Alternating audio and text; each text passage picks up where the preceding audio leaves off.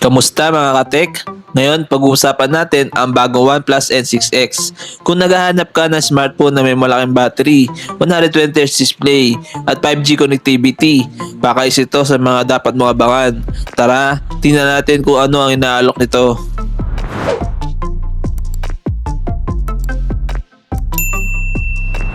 Simulan natin sa build quality. Ang OnePlus N6X ay may IP64 dust and water resistance, kaya protektado ito laban sa alikabok at mga water splashes. Bukod pa rito, MILSTD 810H compliant din ito, ibig sabihin ay mas matibay ito kumpara sa ordinaryong budget smartphones. Para naman sa cooling system, may dala itong 5,300 square mm vapor chamber cooling.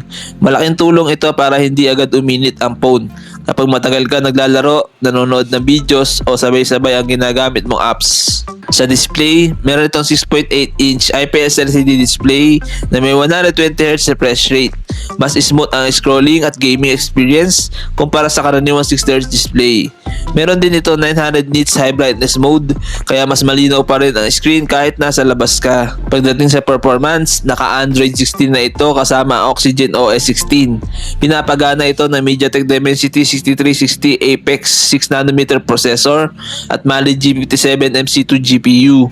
Para sa araw-araw na paggamit tulad ng social media, online classes, streaming at casual gaming, sapat ang performance nito. Sa memory naman, available ito sa 4GB of RAM na may 64 or 128GB internal storage.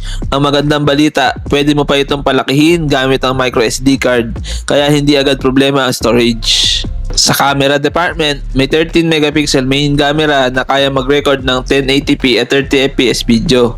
Habang ang selfie camera naman ay 5 megapixel na kaya rin ng 1080p video recording.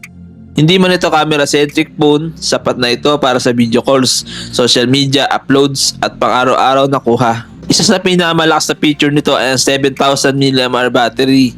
Napakalaki nito at kaya tumagal na higit isang araw depende sa paggamit. May 15W wired charging, 5W reverse wired charging para makapag-charge ng ibang device, at may bypass charging rin na malaking advantage para sa mga gamers dahil nababawasan ng init habang naglalaro. Sa connectivity, kompleto na rin ito dahil may 5G, Wi-Fi, Bluetooth, USB Type-C, OTG support, at higit sa lahat may 3.5mm headphone jack pa rin para sa mga gumagamit ng wired earphones. Pagdating naman sa pricing, ang estimated price nito ay nasa around 12,000 pesos. Tandaan lang na price conversion pa lamang ito at maaari pa magbago kapag opisyal na ito ay nilabas sa Philippines. Sa kabuuan, mukhang magandang option ng OnePlus N6X para sa mga naghahanap ng smartphone na may napakalaking battery, smooth na 120Hz display, matibay na build quality, at 5G connectivity sa mid-range price. Kung priority mo ang mahabang battery life, pang-araw-araw na performance, at casual gaming, isa ito sa mga phone na sulit abangan. Kayo guys, ano ang masasabi nyo sa OnePlus N6X? Sulit ba ito para sa inaasahang presyo? I-comment nyo ang inyong opinion sa baba. Kung nakatulong ang video na to, don't forget to like, share, and subscribe para sa mas marami pang smartphone reviews, specs, at price updates. Maraming salamat sa panonood at see you sa susunod na video.